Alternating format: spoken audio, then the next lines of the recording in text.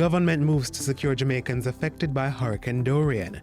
Advances work to improve the island's drainage and... In Jamaican terms, you would describe Ken as a nice man. As a nice man. A man of great honor, integrity, dignity. You're watching Jamaica House Weekly. I'm Anthony Morgan. Prime Minister Andrew Holness says there are no reports of Jamaicans dying in the Bahamas as a result of the recent passage of Hurricane Dorian. In Parliament last Tuesday, the Prime Minister also revealed that 31 Jamaicans living in the Bahamas had sought and received help from the Honorary Council in the country. Jamaica continues to stand with our brothers and sisters and Bahamian friends during this testing time. In the meantime, Mr. Holness says a Jamaican interagency group was assisting relief and reconstruction efforts in Abaco and Grand Bahama, the islands hardest hit by the storm. The team, he said, was providing humanitarian, rescue and recovery needs. In addition to that, the Jamaica Defense Forces Disaster Assistance Response Team DART was helping the Bahamian government to build temporary shelter, establish distribution points, clear routes and reinstall power. DART will also assist with security and other needs required by the Bahamian government in the recovery efforts. The government of Jamaica has established a donations account to support our brothers and sisters who have been affected in the Bahamas. The account is at the National Commercial Bank, Oxford Road branch, and the account number is 212-387-304. The name of the account is OPM Donation Account. Jamaica should be prepared. And I'm saying this bearing in mind what has happened to the Bahamas. Jamaicans should be prepared. Prime Minister Andrew Holness's impassioned plea to Jamaicans. He urged persons in flood-prone areas to finalize their evacuation plans. The Prime Minister also called on members of Parliament to formulate disaster plans for their constituencies, which would complement the National Disaster Management Plan.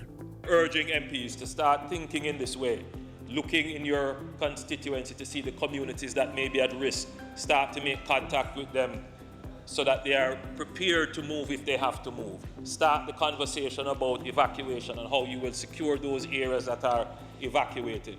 All of those pre-planning is necessary for recovery and resilience. Mr. Holness told Tuesday's sitting of Parliament that Kingston and St. Andrew would soon be relieved of flooding when it rains heavily. He told the House that a request for proposal for the design of new drainage was completed. This is part of a national drainage plan that is estimated to cost between $100 and $150 million US. Hopefully they will go to contracting within a month, and the period of design will be about 6 months. So hopefully we'll have that ready in terms of the major drains that will need to be reconstructed or new drains to be put in for Kingston and St. Andrew. The National Drainage Plan also includes improved designs for Maypen, Santa Cruz and Port Maria.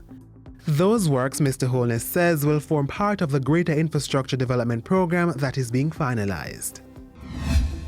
Prime Minister Holness led tributes in Parliament Tuesday to 3 recently deceased former parliamentarians. He said Lawrence Broderick and Glenville Shaw gave sterling contribution to the nation. And reflecting on the life and work of former Deputy Prime Minister Dr. Ken Baugh, Mr. Holness said he was a nice man. He was not about power. He was about service.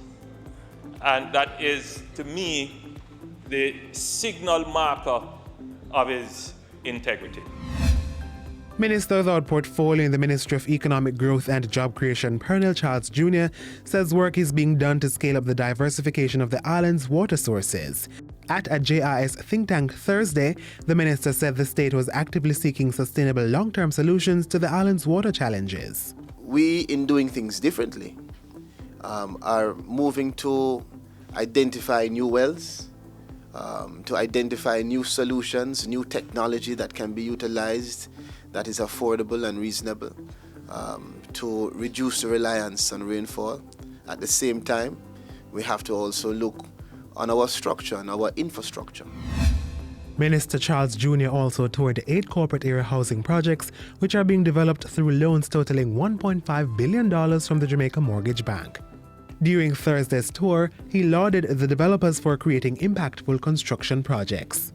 There is more housing that's needed, and so we are going to do whatever is necessary to stimulate the market and to continue to attract developers. The developments are Kensington Gates, Mayfair Manor, Sherlock Manor, Portview Manor, Edinburgh Apartments, Hewenden Apartments, Harmony Court, and Beaconfield Apartments. Minister without portfolio Darrell Vaz was also on the road last week. From September 9 to 13, he represented Jamaica's interests at the United Nations Trade Forum.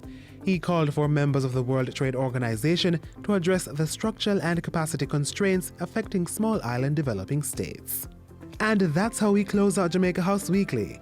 Be sure to join us next time for more of the news stories coming out of the Office of the Prime Minister.